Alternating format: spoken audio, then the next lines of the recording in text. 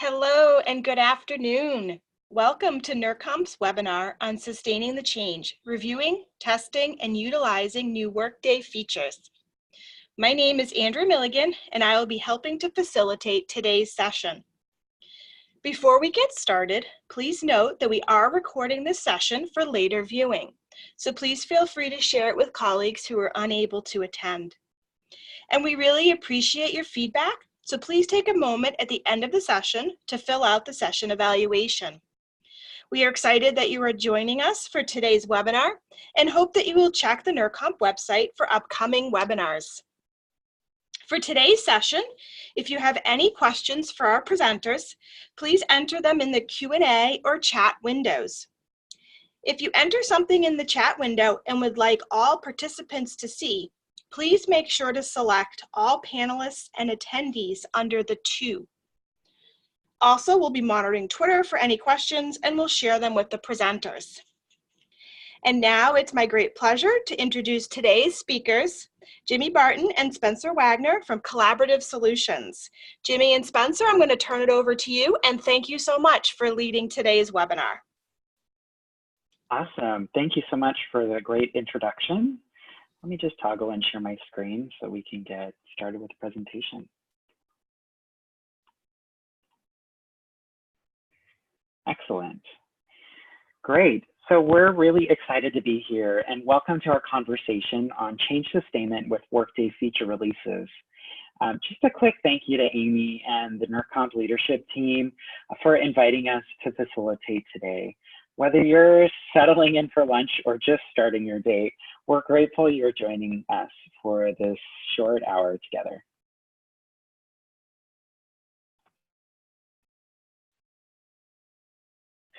So for the benefit of the group, introduce ourselves before getting started. My name is Spencer Wagner, and my background is change management, communications, training, development, and delivery, and employee engagement.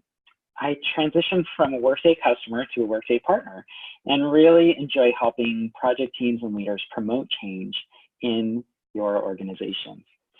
The high today is only 65 degrees in Phoenix, so runners, bikers, and hikers will be wearing light jackets as they head out. I'll hand it off to Jimmy to introduce himself. Thanks, Spencer. Excited to be here. I'm a principal consultant with Collaborative Solutions, and I have really a broad background in project leadership, strategic consulting, and change management. And I really became passionate about change management when I came to realize that as a functional consultant, that even though you can design the most amazing system, if users don't know how to use it and then use it in the right and meaningful ways, they're not going to have the return on the investment that they were hoping to achieve. And sustainment is really near and dear to my heart, and I'm excited to really be here to discuss sustainment with Workday in mind with you. Now, I think Spencer and I have something in common to where we're both in the southern half of the continental United States, and I am faced with the Florida winter of 75 degrees and the light rain. So I hate to hear how it would be up in the Northeast for our team members and folks that are up there.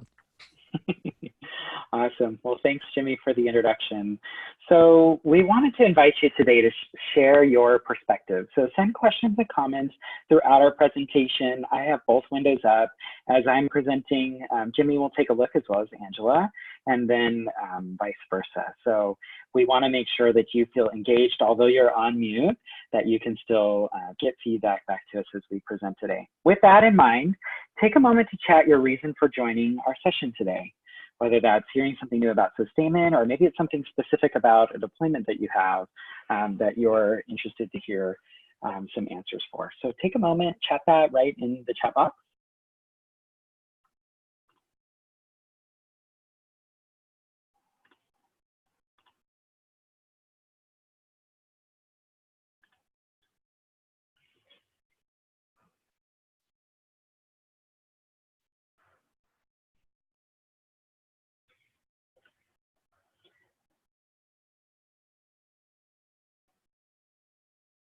Awesome. Looks like we've got at least one answer coming in so far talking about Workday specific change management, and that's definitely the reason for our conversation today, specific to Workday. Another coming in about new Workday modules. Definitely 29 degrees in Maine sounds very cold to me. My kids asked for their jacket to be put on. It was 55 this morning, so we had to get some actual jackets out instead of not just a hoodie. Awesome. Juliana is writing to us. Beginning our student implementation, and you're live on HCM and STEM. Congratulations. Balancing the release management with new feature adoption while doing an implementation. So yes, there's a lot buried and packed into that for sure. Amy's thinking about communications around the changes in Workday. So keep posting those along the way. We're definitely interested to hear what brings you to the class today. So our agenda is going to cover a lot of what you're looking for, and hopefully as you continue to post, you'll see those align with our agenda. So during our time together, we'll discuss sustainment in detail by offering case studies, best practices, and real-world examples for you to consider during the next update cycle. These examples come from higher education and our background and experience with other customers in different industries as well. We'll start by reviewing what Sustainment is, how to leverage those resources you already have, or maybe need to create example support structures, and how to plan for change as well as measure adoption. We're definitely leaving time at the end for questions. If you have any, you can again post them throughout our session, but we will have a dedicated time that we'll go through and answer any questions that we haven't quite got to yet. Great. So our purpose today is to help you understand the keys to a successful digital transformation specific to feature releases, focusing on practical sustainment measured methods and structures.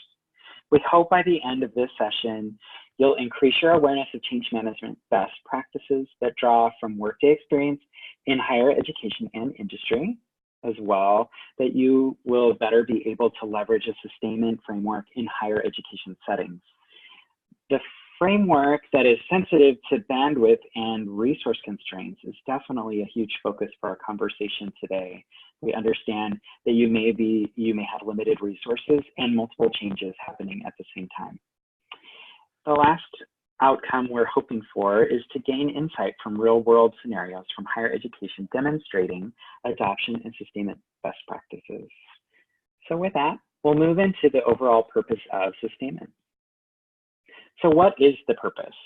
Sustainment activities are designed to move key stakeholders through a change from a current state to the future state of adoption, and in turn, transform the organization. The role of organizational change and training consultants is to leverage our experience to ensure that the structures in place support end users, allow the organization to maximize updates, and encourage continuous improvement to their instance of Workday. So as consultants, we're really looking to customize and tailor to make sure that what is stood up and what Sustainment is created is specific to your organization and really helps you move through change. Great. So with that, we have a couple polls in our session today that we're going to launch through Zoom. So you won't be chatting these into the chat box. You'll get a separate pop-up window that displays. So please take a moment to answer this question. What is your role in the organization?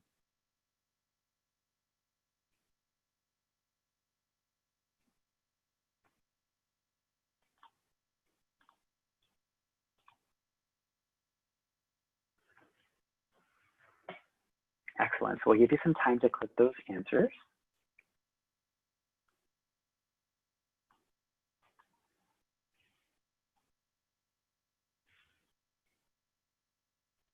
Wonderful. So we have our results. It looks like the large majority are IT individual contributors, meaning you're someone at the service desk or you support students and faculty. The next highest, of course, being those IT decision makers. So you're in that project manager space, a director space, you're leading out the programs. Of course, we have some change management individuals on the call, and I'm thankful for them, right? Brothers in change, if you will, brothers and sisters in change. And then Workday subject matter experts. So whether you're a work stream lead or have become very knowledgeable in one of those work streams, we welcome you. And then, of course, other, there's one person there. Wonderful. Well, this is directed towards you, and our conversation was towards IT decision makers and IT individual contributors, although anybody on the call will definitely gain a lot of value. Change management, you may have studied and practiced some of these ideas and thoughts and have implemented them already. So hopefully we'll add some value to where you are and what you've already stood up and created. Great. The second poll, what participation have you had in Workday feature releases to date? So take a moment and answer there.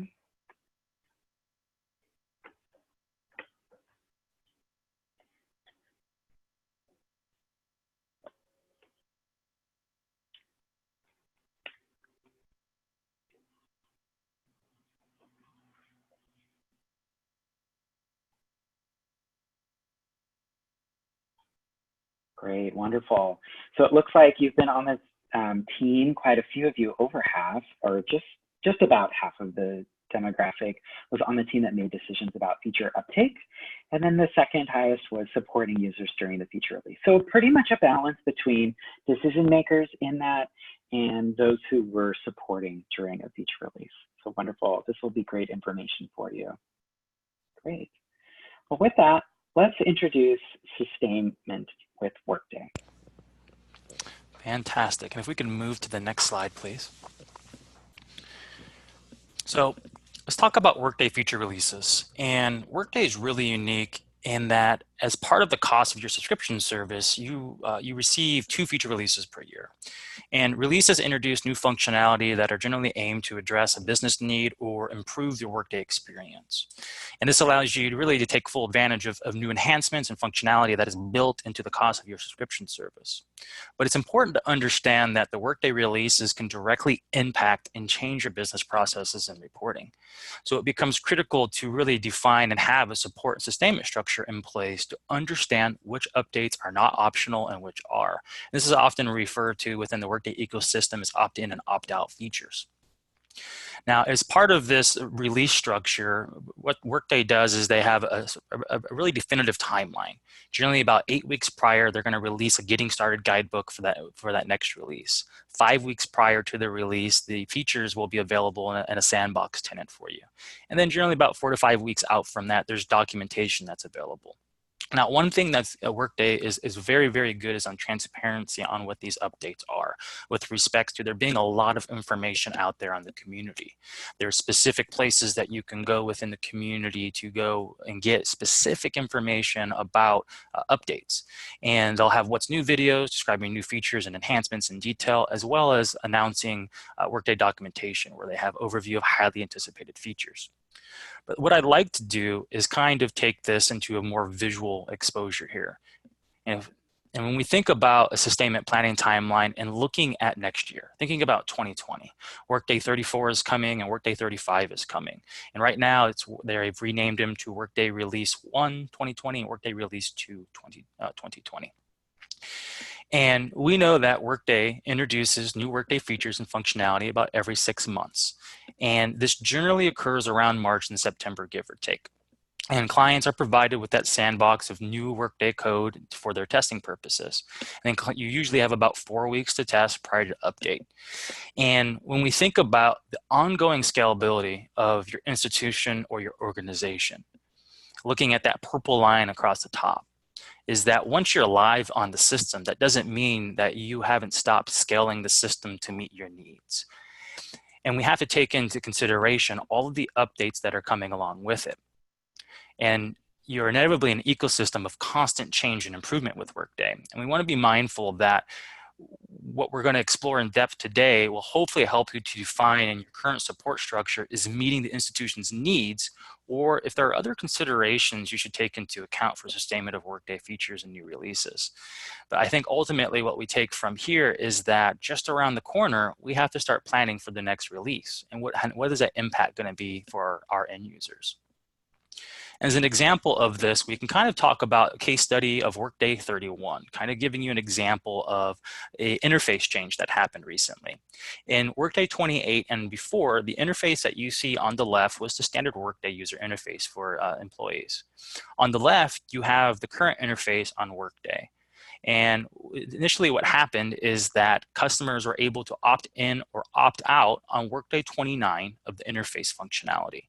But when Workday 31 came forward, Workday made the decision that this would now be the default user interface. So if you were opting out of the interface because your team preferred the interface on the left, you didn't have the option to do that anymore. Now imagine being an employee and logging in and you had no prior communication of this update. The entire experience for you is frustrating because the icons that were available to you have moved and the normal ways in which you navigate and do your day-to-day activities and workdays have changed. And this is really where it comes into the tangibleness of having to have a good support structure, not only in the run-up to going live in Workday, but of course in that concept of go begin in Workday, where you're taking everything that you've captured in the implementation, you frame something, and you've put it together in a governance structure, and that now is defining and communicating all of these updates and feature releases for the ongoing scalability of your business.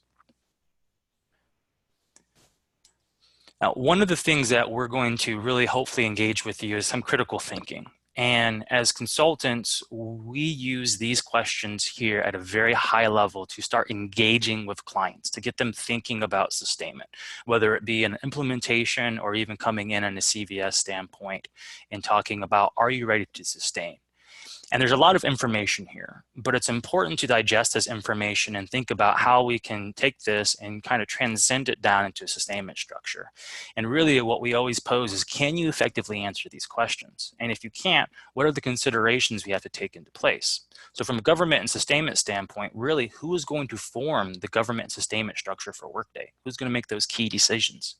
And then communications for that. How are we going to support and maintain communications of all the moving parts, not only within the government and sustainment, but going out into the end user for the change that's going to impact them? Thinking about that support structure of Workday. Is it going to be a centralized structure, a decentralized structure, or something in between? How are you going to configure your business units and your educational units to tie in, to communicate to each other, to understand what's happening? And then, of course, the all-encompassing end user support. What type of support structure will you have in place, or do you have in place, that we need to take into consideration? And then, of course, those updates. How do we take the government sustainment and put Workday updates in that? How do we intend to support the biannual updates? What's going to be the infrastructure within that?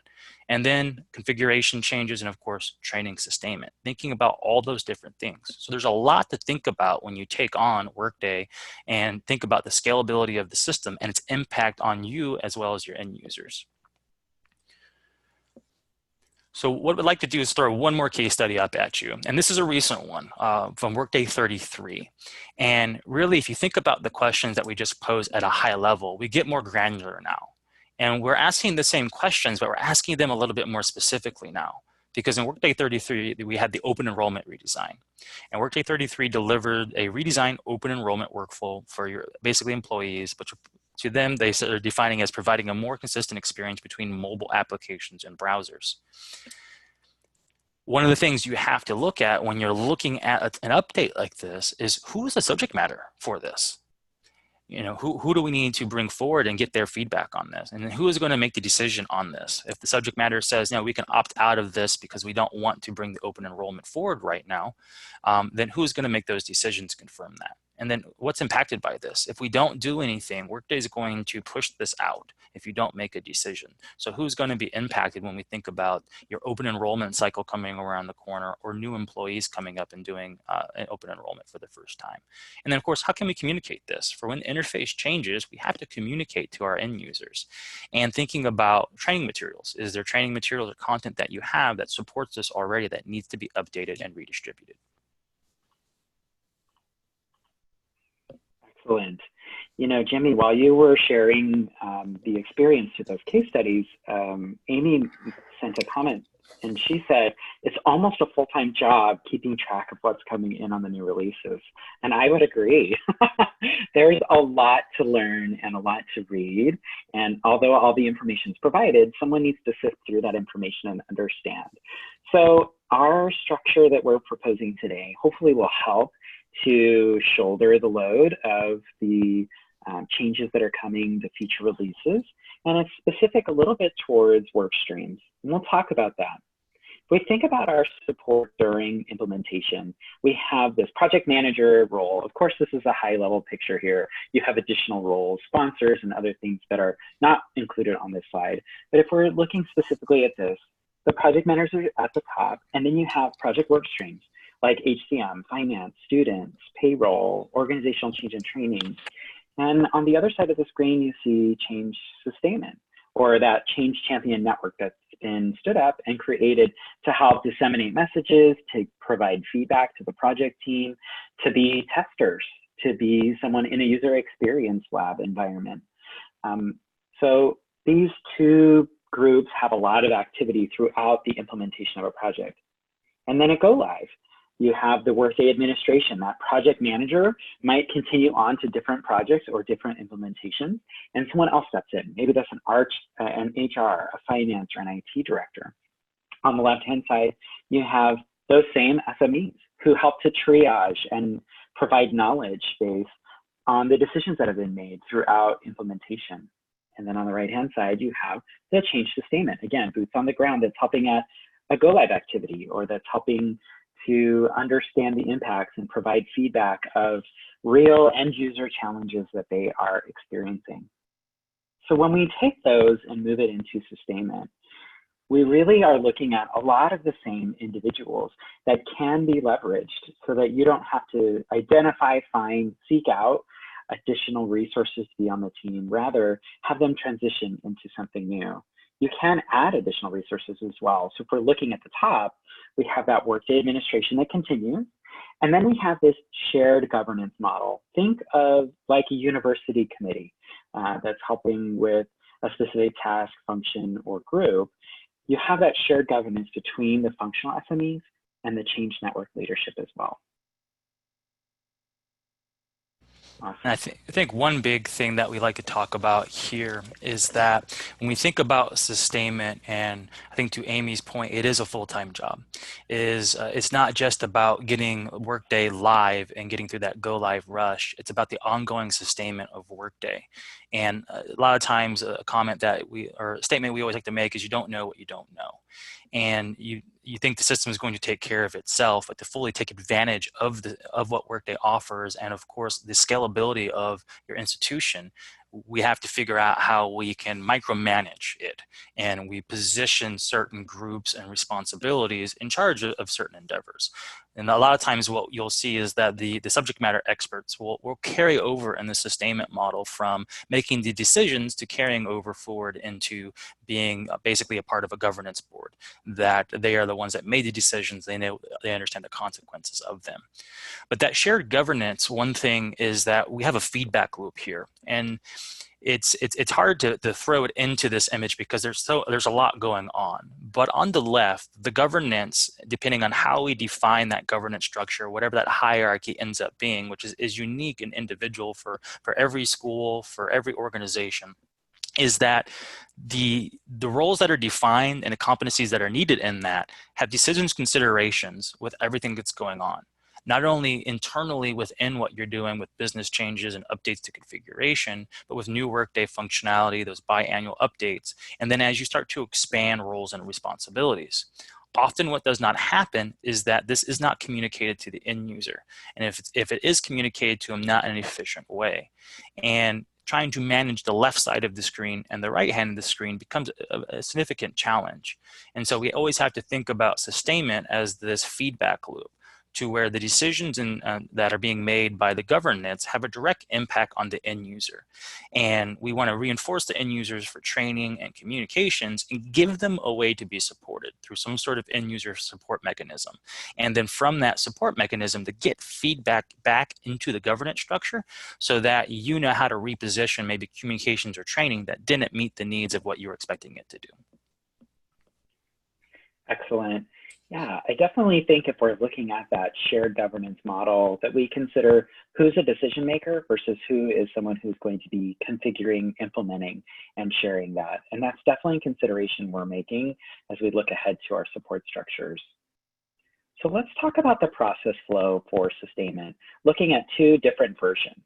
On the left, we have the Workday update, right? Those biannual updates that come. And on the right is a business change. Maybe you've decided to the point of, who is it that's looking to add new modules? They chatted before, Martina. We're considering new Workday modules, right? And we're interested in the perspectives that we have today.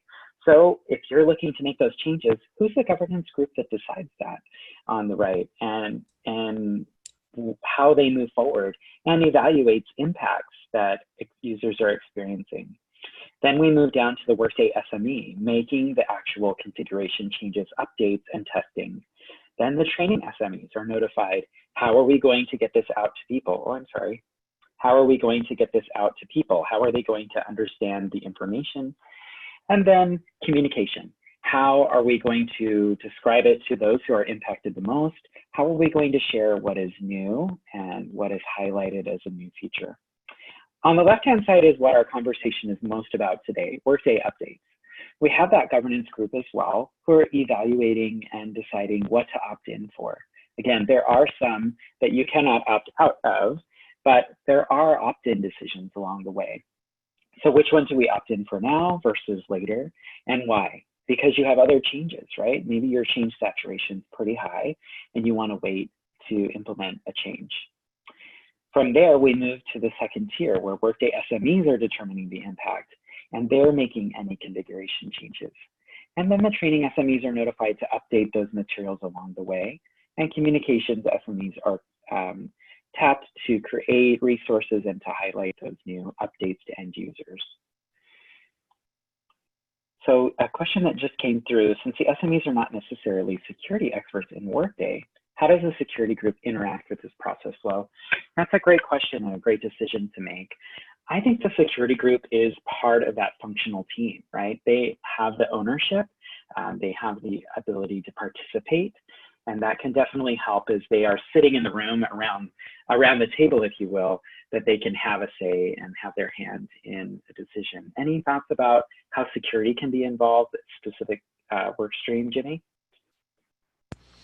I think at a high level since the security admins usually sit pretty high up and they are the ones that kind of know the ins and outs of it, is that they end up being inevitably a representative from them within a kind of a review cycle, if you will. So when updates are going to be opted in or opted out of, and there's going to be a functional change, they sit in on those discussions with the subject matter experts. There's no exclusion with the subject matter expert, and if they do make a decision, it needs to have some sort of tangible workflow built in to where they're either handing it off and there's a checks and balance, or there's a software functionality in there to where they can submit a request of a change. A lot of times what you'll find is institutions will define a change tracker. They'll have Smart Sheets or Jira or something embedded into basically the background to act as a communication, if you will, to give the checks and balances, to make sure that if there's going to be a security impact on something that a subject matter expert wants to put forward, then they get notified of what that impact is going to be and what that effort will be. And then after they've reviewed and approved it, they submit it on, and maybe it goes to the subject matter expert with the feedback of what it's going to take, and then they can go partner together and get that configured and moved forward. Excellent. So if we're looking at an example of a feature release, let's think of that Workday 33, the benefits release. At the top tier, we have the governance group that's reviewing the details of the feature release and determine it's not optional, right? They approve moving forward. It's just going to happen. So they said, let's just move forward with this. The second tier is the Workday admin, determining that there's no configuration needed. Workday is just going to implement this plan. There is some changes to the functionality as far as the look and feel, but it's not going to impact any security. It's not going to impact any users as far as their ability to access things. Then you have that training SME notified to update materials. If you are familiar with the Workday 33 benefits release, it changed the open enrollment to tiles. That's very different than the previous model that's still used for benefits events. There is an option and a brainstorm about including those for benefit events outside of open enrollment, but for now, only open enrollment's impacted. So it's something that you could implement depending on the timing of your open enrollment. Then the last is communications are created to highlight the more simplified benefits enrollment experience, and it is. I think it is a much more simplified version of that screen. So there's a great feature for people to see and say, yeah, other websites that I interact with work the same way, and I'm really happy that Workday made this change. That's a great message to put forward. And so we're trying to identify that with the different teams. So let's talk about sustainment at the Rhode Island School of Design. Collaborative Solutions led the organizational change and training efforts for Rhode Island School of Design. They made the determination to place OC&T efforts on their Workday project plan, in part because employee change saturation was very high. Think of all the changes that are going on at your college or university. Are employees and students oversaturated? Or do they have the space and the ability and the capacity to take on another change? Is the change large or is it small? Something like a benefits enrollment that makes it simpler? I think I can take that, right? It can be easier for me to use next year. It's on the back end, do we have the ability to support the change of training materials and communications to go out? Based on how RISD chose to configure Workday, Collaborative's organizational change and training team ensured to meet the needs of the university's diverse faculty, staff, and student populations. Again, tailoring the message, tailoring the method that we can address change. And then we consulted on how to set up and maintain a successful sustainment model, including that IT help desk. And here's what the core sustainment structure for RISD looked like. You had a Workday oversight committee. Think of other committees that are in your organization. You have this oversight committee that's helping to make decisions. These were made up of IT and HR directors. So it's people who are already looking at the strategy overall, who are making long-term decisions for the organization.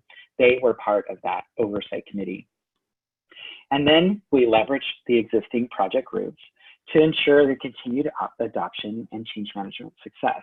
So we have OC&T team, we have the Workday Engagement Network, we have those functional teams that includes finance, HR, IT, and to our previous conversation, security is held there. A representative of that security may also sit at that Workday Oversight Committee, but the person configuring security might be on that more functional lower tier, if you will. Excellent. So I'd love to open up for another poll here and kind of exploring sustainment here, governance, change sustainment. How well defined is your current governance and change sustainment models?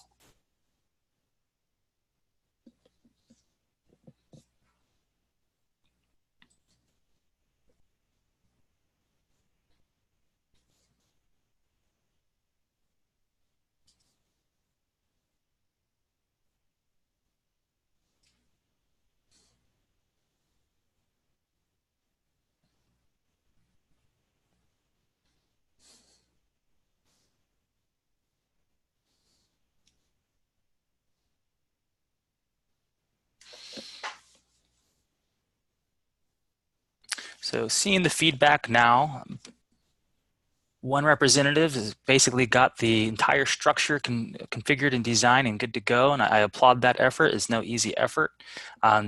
We got some feedback here about we have an understanding of who to tap when we need to make changes. And then, of course, thinking about we triage changes when they come in. And, of course, we haven't created our sustainment model yet. So as we move forward into the next slides, I think what's going to be beneficial is that we're going to kind of be a little bit more critical thinking, and we're going to present really to you of the refinement of the support structure for sustainment and really highlighting the questions and the considerations that we position with our clients that we work with and things that you can take away from this. So when we think about defining the support structure to effectively sustain those biannual Workday feature releases, we have to ensure that we have a structure in place to support it. And a lot of institutions use either basically a centralized or decentralized framework to make this happen. Sometimes it's something in between, to where you have voices from each area, or you have a centralized governance that makes decisions and sends out communications for approval. But we have to ensure that that support structure, whatever works for the best interest of you, is there and it's in place. And one of the things we have to think about is, was the project structure carried forward from your go live efforts? Because there's a lot of effort there to frame, if you will, a structure. And will the structure be carried forward for Workday future releases? And as consultants, we work to engage and advise clients on what a successful change journey looks like on the road to their go live. But it's also imperative that we advise on how to define the framing for the overall support structure of Workday for all the future changes that are going to be coming down. So when we think about the framing, the types of questions and things that we're looking to address are there any existing support structures that are in place? Do you have a governance model that we can tap into? And are there key decision makers that exist that will need to be considered for Workday that might not already be a part of the project team or involved in basically the decisions that are surrounding the feature releases and updates? And thinking about how is the tenant and specific product areas going to be supported?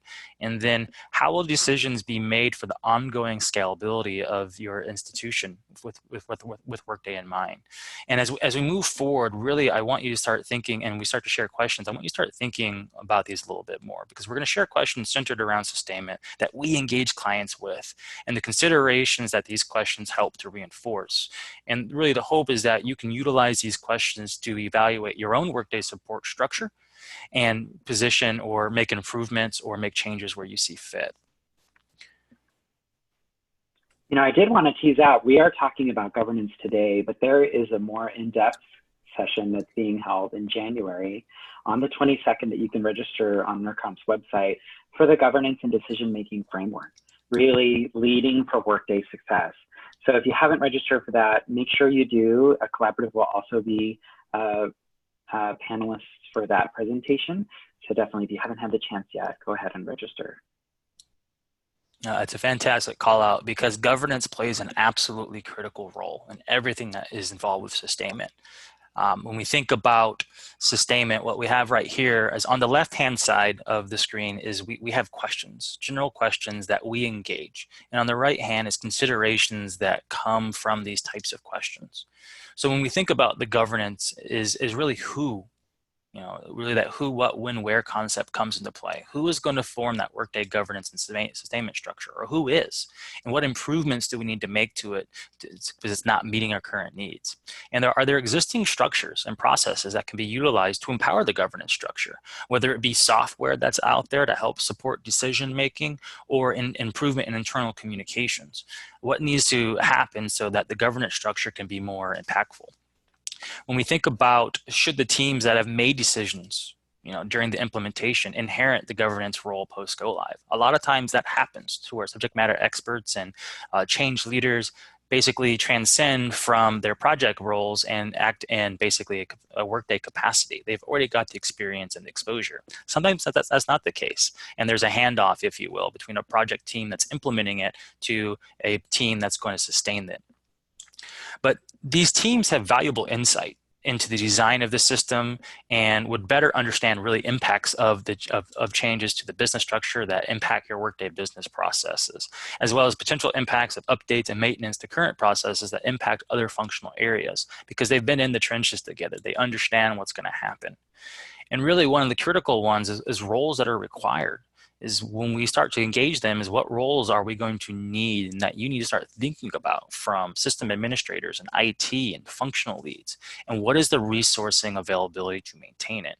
As it was highlighted earlier by Amy, resourcing is a difficult thing to manage with Workday because it is almost a full-time job, and I would argue it likely is a full-time job for a lot of institutions and organizations hire on full-time project managers just for Workday. And it's that individual's job to mitigate and manage all the Workday, the ecosystem, and basically act as that medium between all the functional areas. Moving forward into end-user support.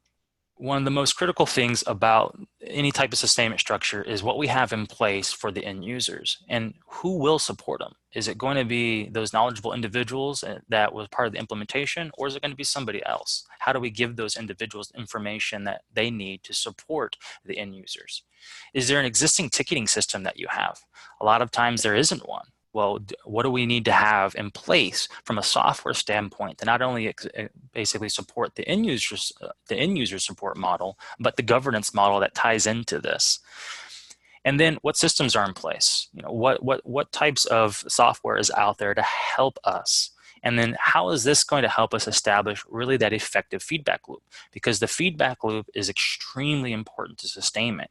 When we go out and we communicate and we present a new change that Workday has provided to us using the Workday 33 example of the enrollment, then we need to make sure that we're communicating that and putting things in front of our employees so that they understand when they go into an open enrollment why the change is there. Now, kind of making this a little bit more actionable, let's talk about sustainment at University of Chicago. Now, the University of Chicago engaged collaborative solutions during the latter part of their test phase. And unfortunately, they were unhappy with the current organizational change and training vendor, and they needed significant help with their training strategy, training builds, and training delivery. But we have to take it a step further, because so many times clients engage us thinking only about training, that they don't think about how we're going to sustain that training. So we worked with them and basically replaced that vendor, and we got right to work, and we took the University of Chicago across the finish line with a successful go live. And from that, as part of sustainment, Collaborative deployed really mobile units to ensure that the change was being adopted and users were confident and comfortable in the system. And these teams were formed to include subject matter experts and change network members to bring familiarity of voice, if you will, as well as system know-how to each team, college, or office that was visited. And these mobile units were designed to be repeatable so that not only for during the implementation, that we could utilize them as a resource to go forth and basically introduce the change that was coming, and of course the sustainment, and give us that feedback loop. But for use during Workday feature releases and other business changes, those same individuals would then be utilized to go forth with all the updates and act as that bridge in that medium to bring back the feedback. Yeah, you know, Jimmy, I think that's really key, that feedback loop, and we're going to talk about that a little more. But how do you get that information back? How do you understand? What metrics do you use to know if people are satisfied with the system or if you are communicating properly? So I think that's a great call out now, and will continue to be a great call out as we look forward. So let's talk about, of course, planning for updates and changes, thinking about those feature releases. And there's some, of course, considerations that we need to have when we're engaging on this. And if we can move to the next slide, please. So we've discovered that, you know, Workday is really somewhat of a full-time job for keeping track of the feature releases, thinking about the scalability of the institution and how you're going to grow within the system. And one of the things we always have to think about is what team or individuals are going to be fine with basically defining who's going to track the updates and releases, because they will have decisions to make, tasks to complete, and knowledge to share with each update and new release. When we think about reviewing of updates, is who's going to do that? Who's going to gather approval from directors to accept or delay changes and test them? You know, one thing that we always recommend is the name an update manager and treat this as a mini project. It's always a big win because you have somebody that's tasked with owning this moving forward. And then really thinking about how do you intend to validate these updates and communicate them. You know, we need to plan for internal communication, testing scenarios, and update of that content. And how are we going to position that? What team is going to be structured? And a lot of times what you'll see is you'll have a mini PM, and you'll have a standard body of representatives within him. Using Chicago as an example, they had those mobile units that would report to a PM and basically take forth all the changes, discuss them, and then basically bring them forward to the different institutions. And as we move forward, thinking about sustaining releases through communications and training. This is one of the most critical ones. After you've made the decision and you've figured out what that needs to be, we have to think about the end product of communications and training. And there's a lot to take in on this slide, but really the goal is that from a communications and training standpoint, the considerations are the same, is that we have to define who's going to communicate, how they're going to communicate, where they're going to communicate, and how is it going to be handled. And then thinking from a training standpoint, who is going to update materials, how will we maintain and update all the content that's out there, and where is it going to be stored? And we always have to take into consideration those changes to business structure, current configuration, and then of course those biannual Workday updates. Now, some best practices that we tie in, and when we think about basically the sustainment timeline, is that we know in basically that in 8 weeks from now, really 8 weeks prior in January, you're going to have the 2020 release.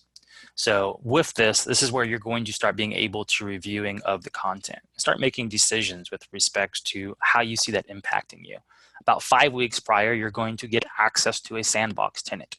And usually within that same standpoint, you get all of the release documentation so that you can go in and understand the full scope and how the functionality works. That's generally when they have all of the presentations that tie into it. As a preparation for this, what we always try to advise, if we can go back to the slide real quick, is, whoops.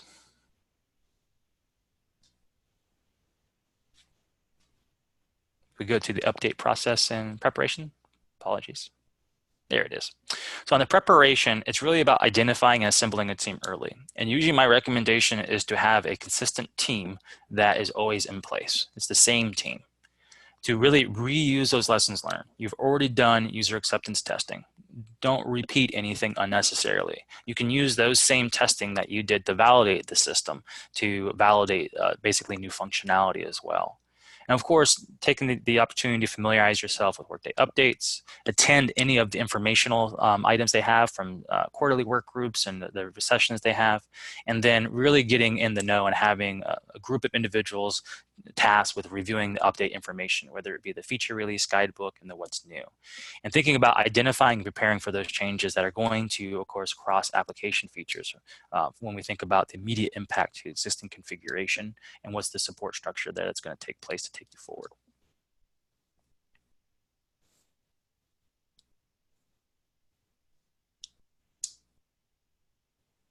Let's think about adoption success. I teased that earlier, to think about it in your head so that when we get to here, that we really kind of understand that. And as we get started, we're really focused on several activities that can bring us information to our employees and then get the information back to the project team and cycle through and through. So collecting and analyzing feedback. What were the results of the training evaluations that we held through UAT, through the User Experience Lab, through actual instructor-led trainings or webinars? How about a go-live survey or user adoption metrics within Workday? The second is to manage that resistance. Where is there resistance and how can we fix it? For example, are more communications needed, or do you need to hold more trainings? Or do you need to have additional support from the Change Champion Network? What will help manage the resistance that you're experiencing? And we know that resistance exists, it occurs, and it shouldn't be a surprise. It shouldn't be unwelcomed. It helps to identify those gaps, right? Diagnose the gaps between communications and training efforts and user adoption and buy-in.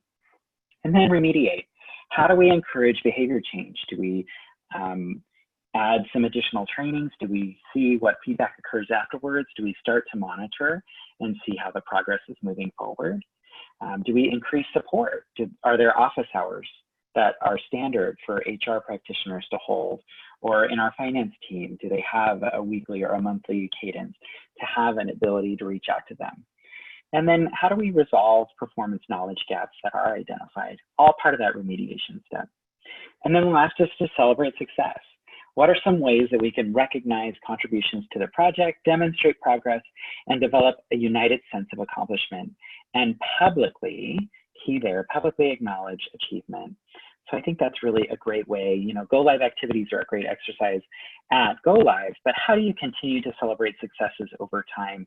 Things that have been made, configuration changes that have happened that have really helped advance the goals and mission of the school, university, or college.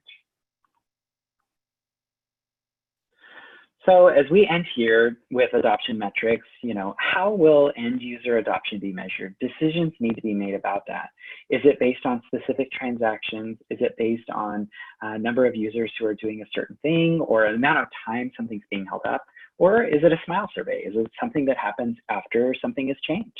Hey, how did you feel about that configuration change? Do you find it easier to do your job? And who will be responsible for measuring that adoption? Is it specific to each work stream? Is it part of an OC&T activity?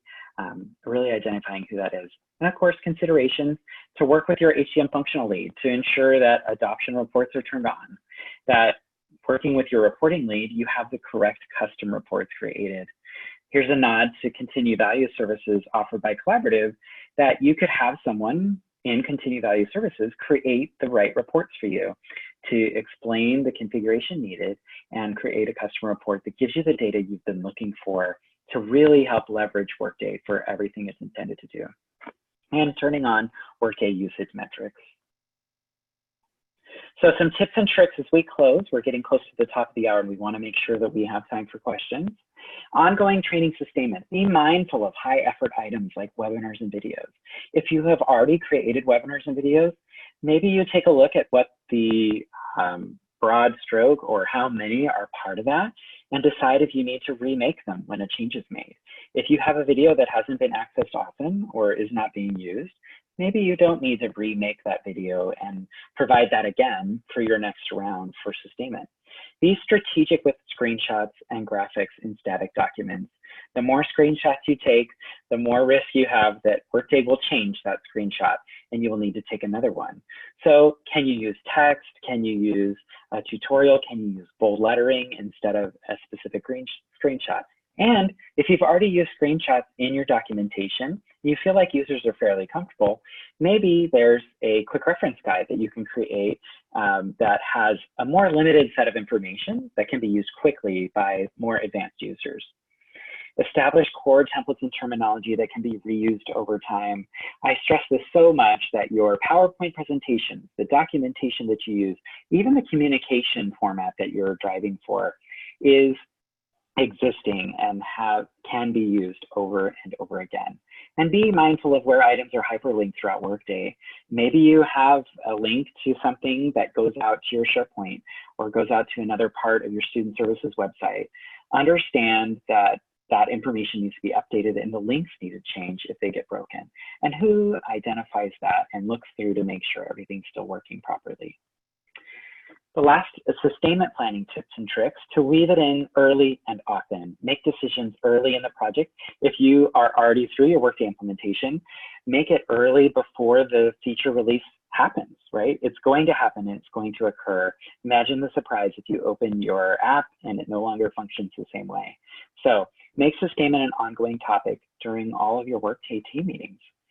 When you're talking about challenges or issues or configuration changes, to talk about sustainment.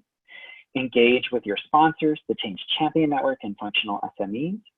Treat updates like a mini project. And Jimmy already talked about that. Those mobile units that were deployed at the University of Chicago, you can deploy that mobile unit or even just a mini project with a mini project manager that's leading out this specific feature release. And to Amy's question, that helps to share the load so that people can understand and see what they're doing and that it's not overwhelming for one person to take on. And then plan internal communications and testing scenarios. Really understand when those cadences are going to go out. You already know the feature release is happening or is coming, so you can understand, okay, around this time of year, we're going to need to communicate these three things. Let's work back from the feature release and identify what those cadences look like. Great. From there, we're going to open it up for questions and answers. I know I just saw some chat come in here.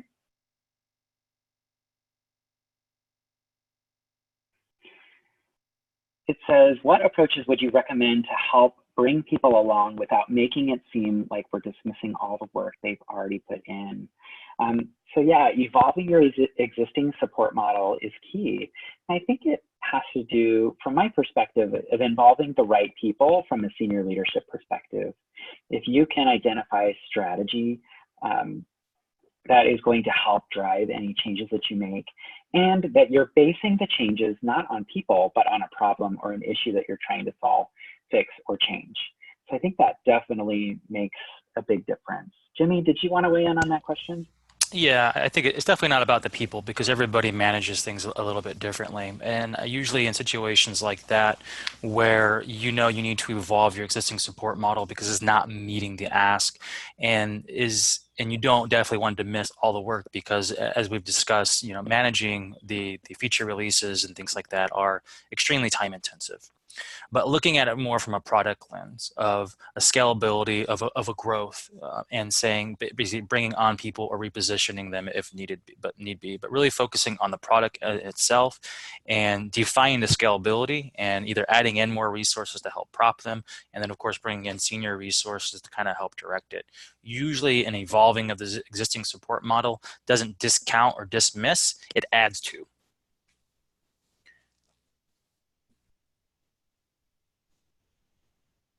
So another question coming in, what communication strategies have you found help institutions engage across campus, especially thinking about faculty? And I think that's a wonderful question. And there's a couple different ways that I've seen be very successful for communication strategies. One is to have some meetings from time to time that are more fun or informal, where you can talk about some of the changes that are coming. They've added themes or something that was very specific to that change. It's all around benefits or whatever. And they were able to have that more fun, casual event to engage people. Another is to find, we know that if we're thinking of faculty, those who are in teaching professions and those who are in front of the classroom and doing research, I think there's a great opportunity as well to provide them information early that they can read and understand. If we're thinking of change process overall, some are what we would call a conserver, someone who wants to read it multiple times before it actually happens. So I think that's an opportunity. Come at it different directions, provide a great detail, you know, that executive summary of the change, if you will, and then have an event type for those who are looking to come to something that's a little more fun and informal. And then also have those broad communications that go out in email and others that we think are a little more traditional. We're just about at time here. Any other questions you wanted to send in the chat window?